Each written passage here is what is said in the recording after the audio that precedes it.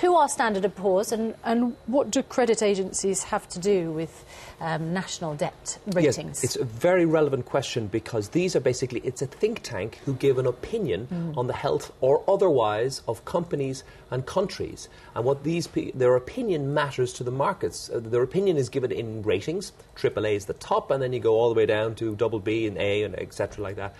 And if there is a downgrade in their opinion, then the markets often sell off that company or country, meaning that that country, in this case France and Austria, will have to pay a little bit more on the markets to borrow on the basis of this opinion. So it really does matter what their opinion is. These guys are global organisations, and so that's the relevance of the story. So they're not just taking account of the economic situation in these countries, they are actually affecting the economic future of these countries, because depending on the rating, depends on how much they have to pay to borrow. They are very serious actors on the stage, and a lot of people are very critical of these credit rating agencies because 3 or 4 years ago during the financial crisis they got it very wrong.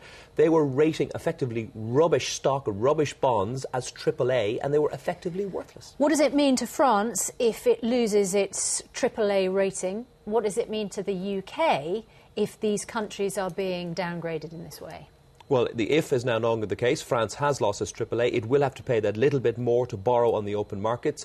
Crucially, that means that the EFSF, the bailout fund for the Eurozone countries, will also probably lose its AAA status, which means it may not have as much money to bail out Spain if they get into trouble, or Italy if it gets into trouble. The big overriding question for Britain, who has 40% of its trade goes to the Eurozone, is if the Eurozone continues to struggle, and it is probably already in recession, it won't have the money to buy British goods. And if you're 40% dependent on Eurozone, we're all going to suffer.